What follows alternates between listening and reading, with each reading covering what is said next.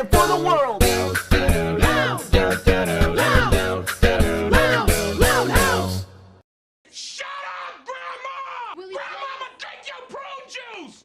Today's Loud House episode was requested by Gary Neal. Insta Gran. This is the third episode of season 3 of the Loud House, and overall the 104th episode.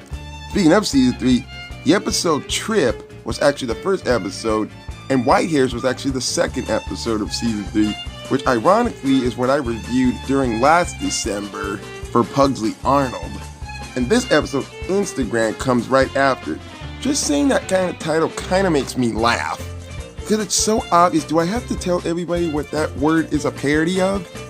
Originally, the title was supposed to be named Geriatrics, but that title was saved later for a season 4 episode that starred Lisa Loud. This episode Instagram got me laughing, and it got me so much predicting about what was going on in this episode. Because I've seen this kind of prediction so many times before. But is it that big of a deal? Let's find out. Here's the story of a lovely lady. Enough! It's a big night at the Loud House. Pop-Pop's coming to dinner, and he's bringing a very special guest. Interesting. Hey, family! I'd like y'all to meet my main squeeze, Myrtle. Well, hello, beautiful. Nice to meet you, Myrtle. Let me introduce everyone. Oh, no need. Let me see if I have this right. Lori, Lenny, Luna, Luann, Lynn, Lincoln, Lucy, Lana, Lola, Lisa, and Lily. Gotta say, that's really impressive, especially when she did it in birth order. How does she do it? Well, she's a keeper. So the Loud family has dinner together with Pop-Pop and his new girlfriend. Lynn, your food is just heavenly. Oh, you're sweet to say that. Not as sweet as this corn. I can't have any, because I have braces. That's why I feel so sad for Luna and anyone else who actually wears braces. They can't even eat corn. But I wonder, why can't some people with braces eat corn? I mean, forgive me, I never wore braces my whole life. Well, the world better brace itself for your pretty smile. Oh, Lynn Jr., are those your trophies? Pop-Pop said you were named MVP on 6 different teams. Well, technically 7, but they don't recognize air hockey yet. You know, flattery's gonna get you nowhere. And by the way, take a closer look at at that case. In case you guys haven't noticed, there's actually some trophies that belong to Luna, Lily, and even a bit of Lincoln. I mean, if you've ever seen the episode Making the Case, then you should know about this already. All those trophies in there are not all Lynn Jr.'s. Has my paternal forebearer familiarized you with my achievements? Oh, you bet. He told me all about your fecal research. Impressive stuff. Would you like to see some slides?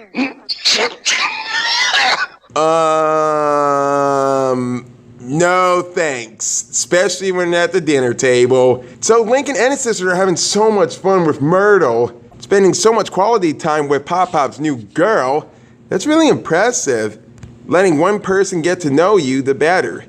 But the time has come for Pop-Pop and Myrtle to get going. Oh, I'm sorry I didn't get to sample your mud pies, Lana. It's okay. Made you one for the road. Don't forget to heat before serving. Thank you for everything. Oh, it was so wonderful meeting you all. Bye! Come back soon! It was so much wonderful meeting you. Isn't she great? Good thing I stole her away from Seymour. That hound dog had his eye on her. Damn, that motherfucker knows how to pick 'em. She's Myrtle, wait!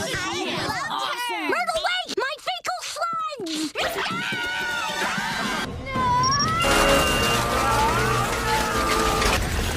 Being covered in shit, that's not cool. Where has that happened before? Oh, you nasty motherfucker. The worst has happened. I'm covered in human feces.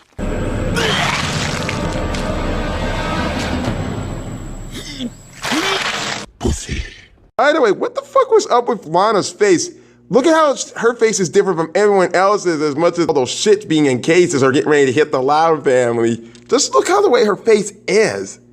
You know, sometimes I think there's something wrong with that girl. Tell me about it. The next day, Myrtle actually arrives at the Loud House. Oh, hi, fam. I found your hide-a-key.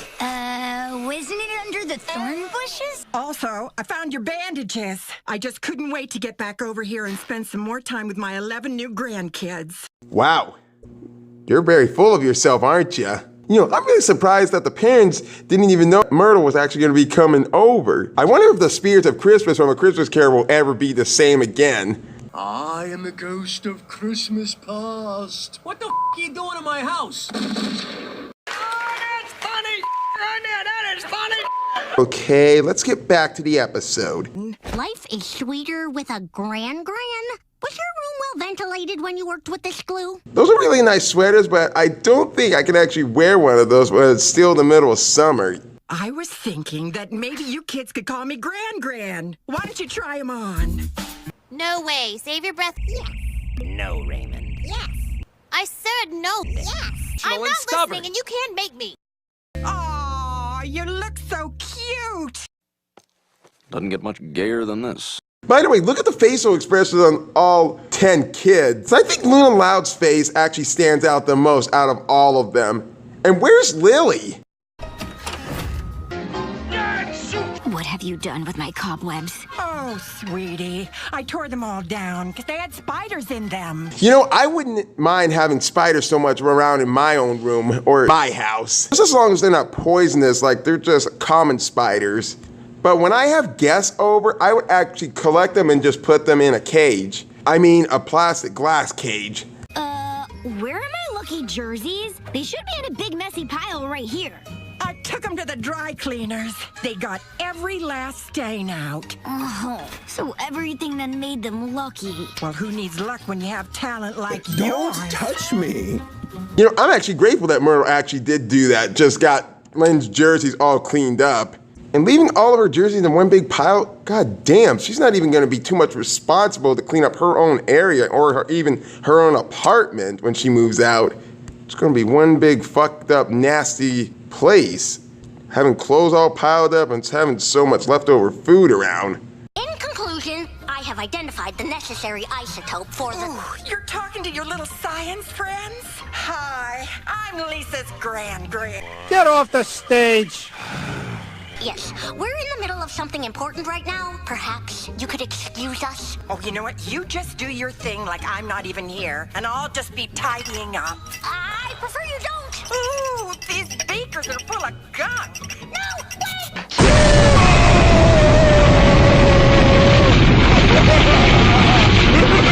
Oh, I really like this Myrtle character. This is getting better. I wonder what more surprises does she have in store.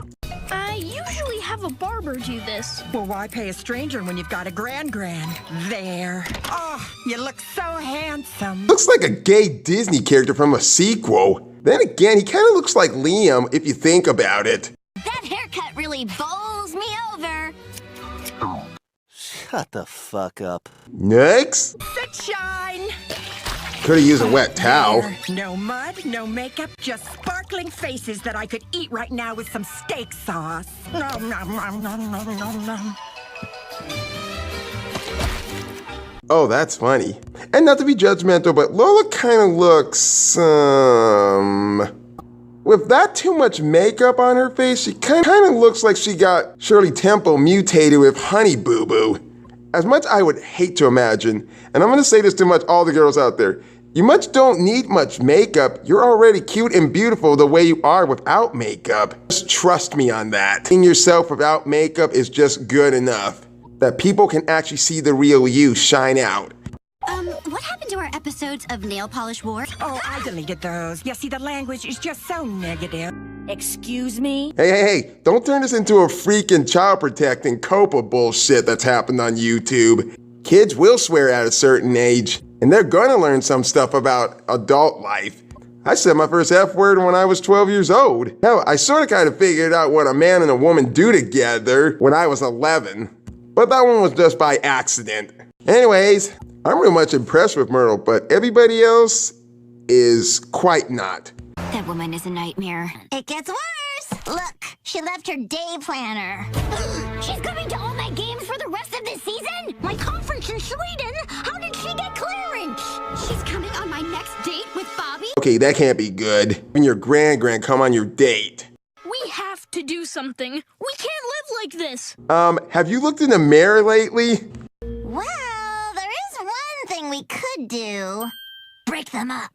Are you fucking crazy? That would be a fucking bad idea. Is it, though? I mean, Pop is such an awesome guy. Should he really settle for someone like Myrtle? Do I really have to answer that for you? Even if we wanted to do that, how would we? I might have an idea. Remember when Pop said that Seymour had his eye on Myrtle? Yeah, the left one. Maybe that's our answer. It's kind of funny how the way Lincoln is wearing the frickin' mask. He looks like one of the Foot Clans from an old version of the Teenage Mutant Ninja Turtles. So, Luann and Lori try to set up Seymour and Myrtle. Oh, my soup's literally too hot. How am I ever going to eat it? Holy shit, that's a really good disguise that Lori's in. And Lincoln uses Photoshop to put Seymour and Myrtle together. Yeah, for once, I never use Photoshop. I use a different kind of photo editor to actually do much of my pictures. And Lincoln hands the photo over to Ninja Lynn. You know, it's not even nighttime. Man, what's taking Lynn so long? Hi! Jesus! Jesus Christ, she even scared Lucy. Okay, let's get out of here before anyone sees us. Too late! I see you!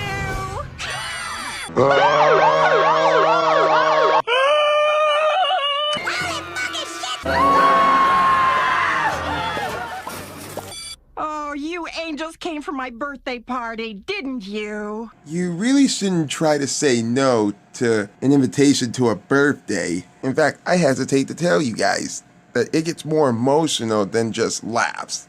Trust me. Oh, well, here we are, Party Central. As soon as your Pop gets here, we can get this shindig started. Shouldn't we wait for the other guests, too?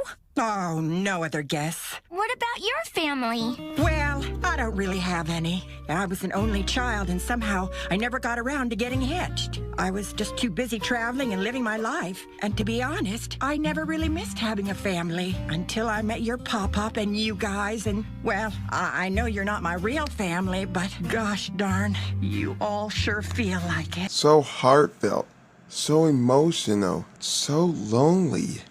This is something you have to feel, and you cannot ignore it either. I mean, who out there was the only single child of their own family, didn't have any brothers and sisters, just being the only child in the family? Because if you are, I support you all the way through. As long as you hear my voice or see my messages on Metacaf, Dailymotion, or any other social media place, I'll always be your friend. And now, Lincoln and his sisters feel so much regret of what they have done. And they totally finally understand her. Yes, she can come on a little strong, but her heart's in the right place. I feel terrible. Me too. We should go apologize. I think there's something much far worse than just apologizing to Myrtle. Ixnay on the O-toe. Okay, new plan. Twins, you distract Myrtle. Lynn and Lincoln, you get the photo back. The rest of us will find Pop and keep him away from his room. Break!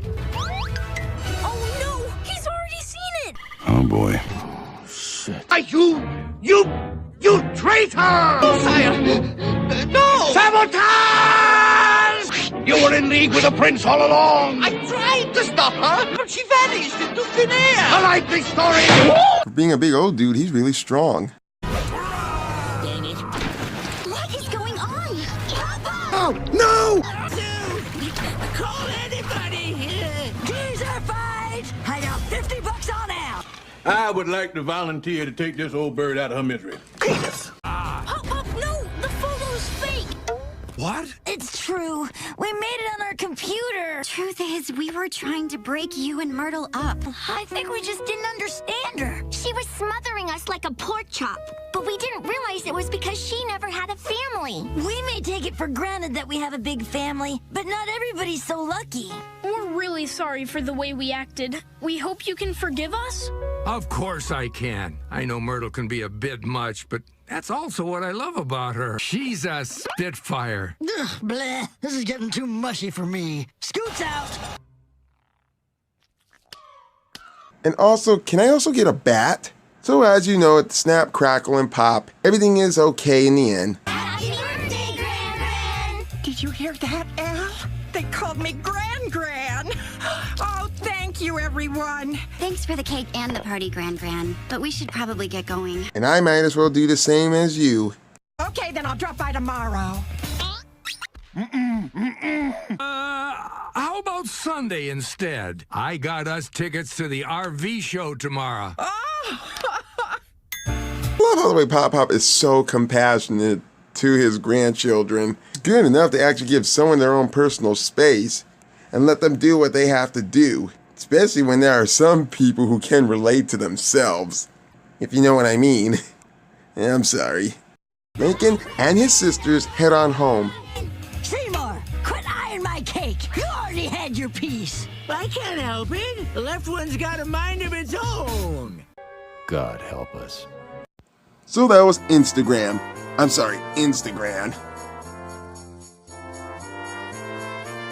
As I stated before in the beginning of this video, there are some parts that had me laughing, but there was so much prediction I actually caught on to when I first watched this episode. It's kind of a cliche that happens in some other episode TV shows and happens in real life, where someone who's actually related to you actually finds someone who they fall in love with, gets introduced into the family, you like this person and he or she is not all that bad. Then the next thing you know, the person kind of gets on your nerves. You want the person out of your life and then you realize what mistake you actually made and just make it up to this person and everything turns A-okay in the end. Please tell me that kind of cliche kind of gets old fast when you at least expect it. And with that being said, why didn't the siblings just tell Myrtle what's their problem with her? The communication in the show is very poor. But then again, if they did that, there wouldn't be no conflict. I think that if they would have just told Myrtle she feels guilty and goes to Pop about that, he tries to do something about that, and that'd be conflict. Not a bad episode, and I think Myrtle is harmless, but the most episode is kind of dull and predictable with the same old.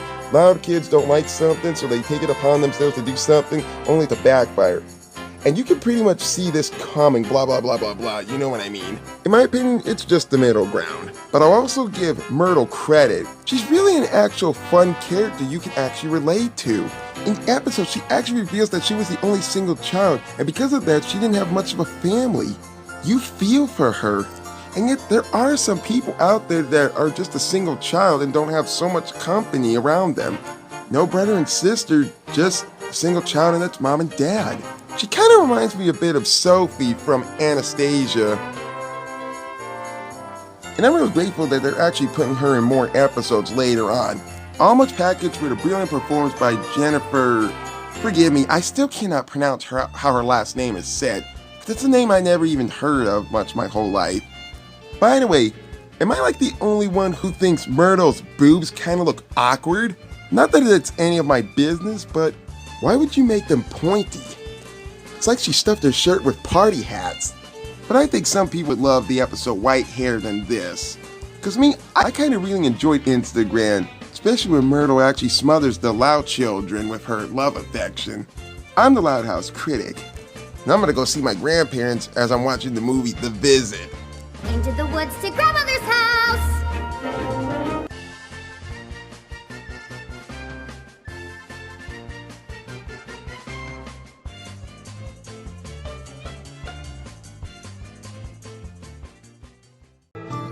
We've finished our feast. Have the tastiest treats. But the spirit of Christmas just isn't complete without true friends and